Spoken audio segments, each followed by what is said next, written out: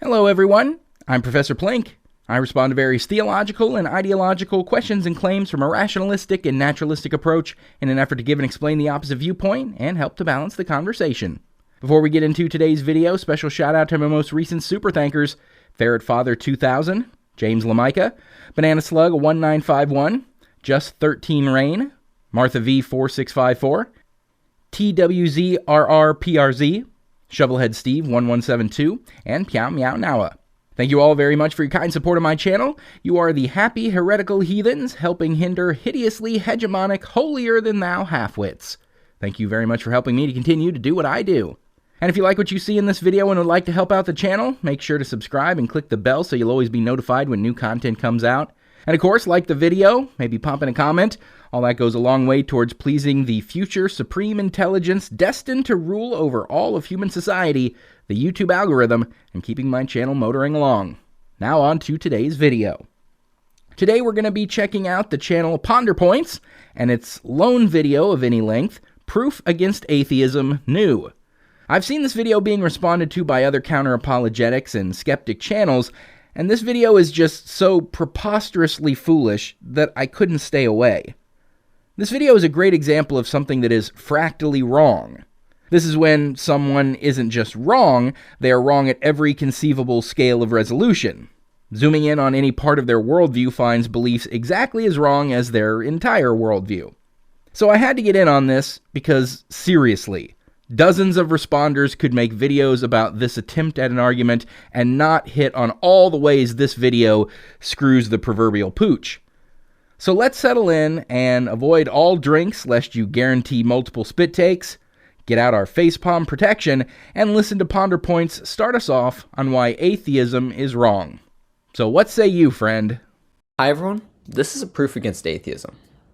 For this video, I'm going to define atheism as not believing in anything supernatural, so only believing in the physical world. And we are off to a pretty terrible start, because that is not in any way what atheism means. Atheism is nothing more and nothing less than not believing in any god or gods. One can be an atheist and still believe in the supernatural. You can be an atheist and believe in ghosts, souls, and afterlife. You can believe in magic, superpowers, various kinds of intelligent design. Hell, you can believe in universe-belching unicorns from the 8th dimension if you like.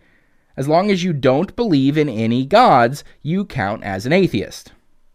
And you can't get away with this by simply saying, hey, I'm just gonna define the word in this way that doesn't fit any normal definition of it. And hey, if you disagree with the definition, just go with it for the purposes of this argument. I mean, I couldn't go around making an argument against Christians with the definition of Christians being people who believe that the earth is flat, then show how the earth is in fact round, therefore I've just debunked Christianity. It doesn't work that way. You don't get to redefine words, and particularly terms that describe viewpoints and opinions, as suits you in order to claim those viewpoints are wrong. There's a rather prominent term for this. You may have heard of it before. Oh, I'm a failure because I haven't got a brain. Try giving this a chance. I think it'll be worth it. To be specific, I'm going to prove that the average atheist has unknowingly two contradicting beliefs. Wrong again. There are no beliefs in atheism. Being an atheist does not require one to have any particular belief. Now, of course, everyone has a variety of beliefs that they do hold. You can believe that mankind will come into contact with benevolent aliens and form a united federation of planets in the next few hundred years. You can believe the dark spot on your thigh is just a benign discoloration and not malignant. You can believe that children are our future. I believe the children are our future. Teach them well and let them lead the way. All this and more, and still be an atheist. Because atheism is a lack of one particular belief, the belief in God. Being an atheist does not require any particular belief be held to at all. So saying atheists believe X and Y is going to be wrong right off the bat. But what could we expect from someone who doesn't know what the word atheist means, after all? Belief one is something that everyone can agree on, that you have a stream of consciousness. as in you will experience future events. Pretty non-controversial. Spartans! Ready your breakfast and eat hearty. But tonight, we dine in hell! Belief 2 is atheism, or some people call it materialism. The belief that nothing supernatural exists, only the physical world. Now you're on a better track. Materialism is a better term for only believing in the material world, or the physical world as you put it. Now, I would stop short of saying that materialism requires not believing in the existence of the supernatural, as supernatural can mean something that is not explainable through scientific understanding. Well, things can exist beyond our scientific understanding and still be in accordance with materialism. I mean, 1,000 years ago, germs were beyond scientific understanding of the time, and so a lot of illness was thought to be spread by supernatural means. Curses, hexes, or bad air. But the causes just weren't understood at the time. It didn't mean that germs actually were magic or defied scientific understanding. It could be that things that might be dubbed as supernatural now, say ghosts for instance, could exist and be completely in accordance with materialism. Totally natural phenomena that is explainable, and we just don't have the scientific knowledge at present to understand it. But of course, that is only one definition of supernatural. It can also mean something defying the laws of nature, which would violate materialism. So you're kinda, sorta, half right about what materialism is. But still, dead wrong in claiming that materialism is synonymous with atheism. I'm going to prove that these two beliefs contradict each other. And as long as we still agree with belief 1, we have effectively proven that atheism is wrong and the supernatural exists. First, I will give 2 implications of atheism/materialism to help us understand it. Next, I will ask 2 questions to help establish that you do indeed believe you have a stream of consciousness, and that you do believe you will experience a future body. Lastly, I will ask question 3, which is the proof that will prove that these 2 beliefs contradict each other, that a stream of consciousness denies atheism/materialism. 2 separate misspellings in your text overlay. Gives me a lot of hope for what's to come. I tell my students all the time, proofreading is your friend. And when attempting to make a persuasive argument, few things will kill your credibility in the minds of your audience quicker than misspellings or mispronunciations within your presentation. A minor nitpick, I suppose, but seriously, it's the work of seconds to proofread something before committing to it. But sure, let's go through all of these implications and questions. At the end of question 3, you will be forced to admit that atheism is wrong. Oh, I can't wait for him to blow apart atheism and force me to admit that it's wrong. I'm so excited. I'm so excited! I'm so scared! So what are these 2 aspects/implications of atheism/materialism? To help explain things, imagine these blocks are molecules or particles in the universe. The first aspect is that it does not matter if I swap the position of 2 molecules in the world, given that they have identical properties. Assuming that they have identical properties, swapping these 2 molecules should have no effect on the universe. Well, no. It absolutely would. Because you're moving matter through space. In order to swap the 2 molecules, you're necessarily moving them both. Movement requires energy. So you are expending energy and altering the position of 2 physical things. It doesn't really matter that they're identical and have identical properties. They are 2 separate molecules. And swapping them changes their position. Thus, you've made a change to the universe. A minuscule, perhaps imperceptible change, but a change nonetheless. Even if you were somehow teleporting them to their new locations without expending any energy, which would violate the laws of physics, but why the hell not? Since we're going to be trying to prove the existence of the supernatural with this hypothetical, let's go hog wild and grant you supernatural powers from the outset, I guess. Even without spending energy, you're still making a change to the universe. You're still swapping two different molecules.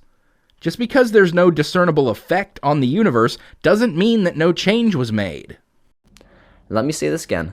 If the before and after picture are physically the exact same, and we only believe in the physical world existing, then by definition, swapping these molecules had no impact on the world. So what? Whether or not you've made a change is not dependent on whether or not that change is noticeable. There are quantum changes going on every nanosecond that are imperceptible to us and seemingly have no measurable impact on the greater world around us. That doesn't mean that they don't happen, or that their happening somehow doesn't count unless it affects something. I mean, if those two molecules had the capacity to perceive their surroundings, they would both be like, "What the hell, Bob? I'm where you were. Ed, what happened to us? Why'd we swap places?"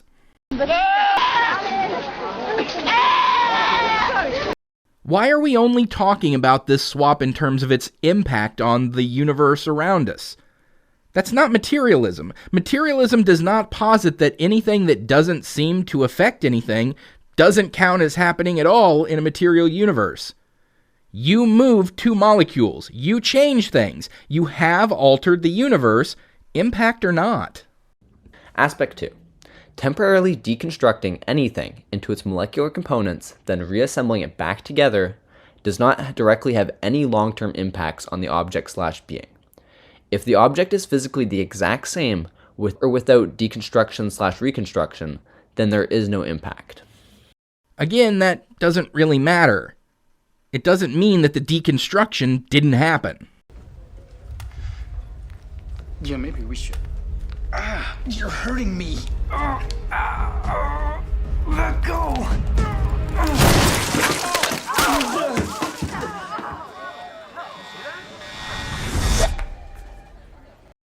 Take something apart, put it back together exactly as it was, you still took it apart. That still happened. It was an event that occurred in the physical world. It was a change that you made to the state of something. That molecule existed in one composite form. You disassembled it, so for a period of time it existed in a different state. Then you reassembled it. You changed it. Again, that would have required an expenditure of energy, which would be further alteration to the universe, but granting you the magical powers to violate the laws of physics, you still took it apart. That still happened. Impact or not, you changed the universe in a very small way. So now that we have established atheism/materialism, let's establish that you have a stream of consciousness, and you will indeed experience a future body. Question 1. Here on Earth, if I reveal to you that as we speak, there coincidentally exists a person with your exact molecular structure on an alien planet, whose body are you currently experiencing? Who would you rather not get shot tomorrow? Whose bed will you wake up in tomorrow? Think about it for a second. Well, that depends entirely on what alien planet Plink's life is like, doesn't it? I mean, if he lives in a utopian society of no war, no pain, unending pleasures, a place where Firefly went for 10 seasons, Reese's peanut butter cups are health food that'll cause you to lose weight, and Republicans are sent to special daycares where they're kept out of the way while smart people run society, then sign me up for the body swap. But I get your point. If I had an identical cloned body in another location, I would still be in my original body. Consciousnesses don't jump from one body to another. This is an uncontroversial statement. Correct. You will be looking out of your own earthly body tomorrow. Pretty easy. Tomorrow when you wake up, you're going to be looking at your own bed. What goes on in alien planets does not affect you. You would probably prefer that this random clone dies over yourself. Question 2. Pretty much the same question. Today, here on Earth, if I told you that tomorrow, on some alien planet, a scientist will coincidentally build another person with your exact molecular structure, who would you rather not get shot tomorrow? Whose bed will you wake up in next week? And remember, we're asking current you. This is before the clone is made, so there's only one person to ask. Earth you. Seems a bit redundant. This is just the same as the last question. But whatever, yeah, I'm me. My clone is him. We aren't the same. So what? I mean, if I wanted to be pedantic, I could come up with a variety of scenarios where I would elect to be the one to die over my clone, such as if I had a terminal condition and wasn't long for this world anyway, while my clone was an intergalactic hero saving entire civilizations or something. But sure, in general, we all get the premise. Our consciousness is seated in our own mind. This is because consciousness is an emergent property of our brain. It's being created by the physical meat in our heads, or more broadly, in our body. My consciousness is being created by my body on this planet. Alien Planet Plink's consciousness would be created by the brain in his body. Those consciousnesses, the product of those different brains in different locations, cannot swap. How is any of this not perfectly in keeping with materialism? It seems like you're trying to establish the existence of the supernatural like some kind of Freaky Friday soul swap would be. You would be attempting to argue against this. You would be attempting to argue that one can switch places willy-nilly, like in any number of body-swapping magic stories.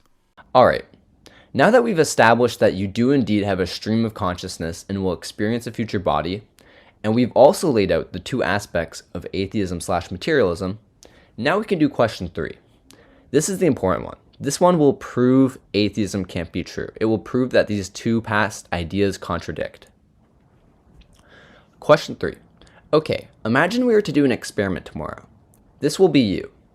One by one, I replace all of your molecules with new ones of the same properties. And then I put all of your old molecules back together, creating a second body. Which body would you prefer I not shoot? Which one are you looking out of?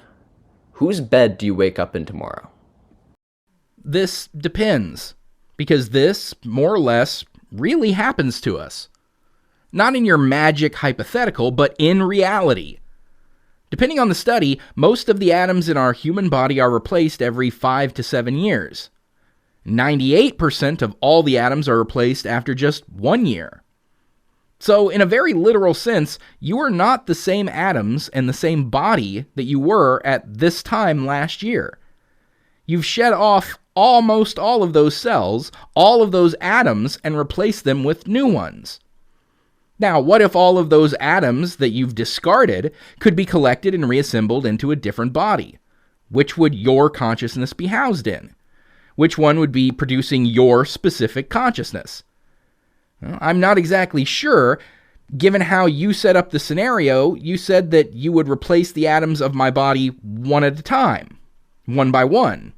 Very quickly, obviously, lest it take you a prohibitively long time, but since it would be a gradual swapping, I would imagine that my specific consciousness would be in the body comprised of the new atoms, because you would essentially be doing the same thing that happens naturally in the real world anyway, just faster. And the production of consciousness is a relatively continual process. So my consciousness would be created continually by the brain getting its atoms replaced.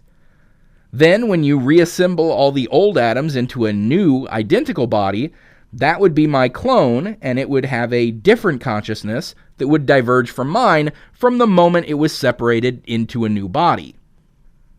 I mean, the Ship of Theseus thought experiment is meant to not have a definitive answer, but from your setup of the scenario, that's the best one I can give you. You were able to choose a body in previous questions. Choose one here. And remember, the experiment hasn't happened yet, so there's only one person to ask at the moment. Now here's the great thing. Any answer to this question accepts that you disagree with atheism and you acknowledge the supernatural exists. How, in the blue hell, does establishing consciousness as a continual product of a material brain, regardless of how you move or swap the atoms of that brain across distances, in any way point to the existence of the supernatural? The supernatural, that is, something that defies natural physical laws. Everything that we've discussed at this point is entirely in keeping with natural laws and materialism, your magical powers to move atoms around notwithstanding. There are 0 logically coherent answers that will allow you to believe materialism and believe you have a stream of consciousness. If you say you're looking at the new matter body, then you disagree with aspect number 2 of materialism. This is because you believe that your consciousness is no longer in your old matter. My consciousness isn't in my old matter. Not just in your hypothetical, but in real life. My consciousness is not in the old matter from a year ago that my body has gotten rid of.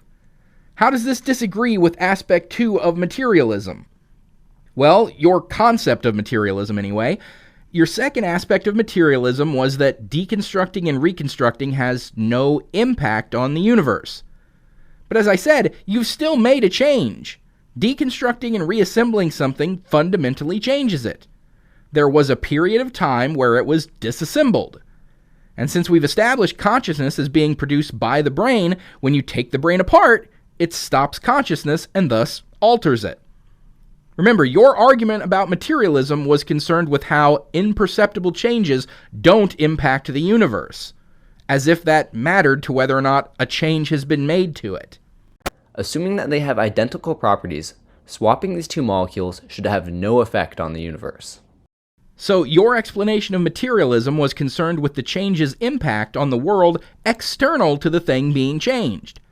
But now we're talking about cloning a person, something that would certainly have a noticeable impact on the universe, and an even more noticeable change to the person being altered by swapping their atoms. So your ship of Theseus swapping of atoms would have a major impact. And swapping those atoms gradually over time, the same way that happens naturally, just faster, would seem to keep my specific consciousness within the brain that is producing that consciousness. This seems entirely in keeping with materialism. If we redo the scenario, but the new matter didn't exist, and your body was instead swapped out with air, then you simply believe the act of deconstructing and reconstructing the old matter caused you to permanently die. Did anyone ever see The Prestige? Yeah, this is just The Prestige. Hugh Jackman's clone was constantly killing the old original version of him, creating a new body out of the old, didn't jump his consciousness into a new body. You disagree with materialism. If you say that you're looking at the old matter body, then you disagree with aspect number 1 of materialism. This is because you believe that your consciousness is not in the new matter. If we redo the scenario, but we never reconstruct the old matter, then you believe simply the act of swapping out your molecules with identical ones caused you to permanently die. You disagree with materialism. You believe the supernatural exists.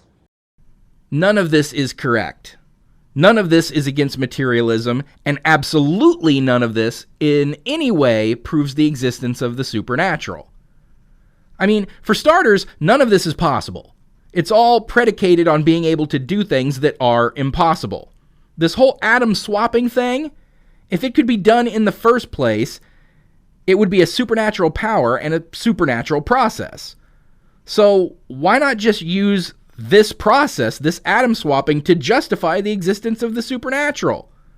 Forget this ship of Theseus, where's your consciousness housed crap. Hey, I can wave my hand and create an identical clone of you out of magically created identical matter. That alone would prove the supernatural.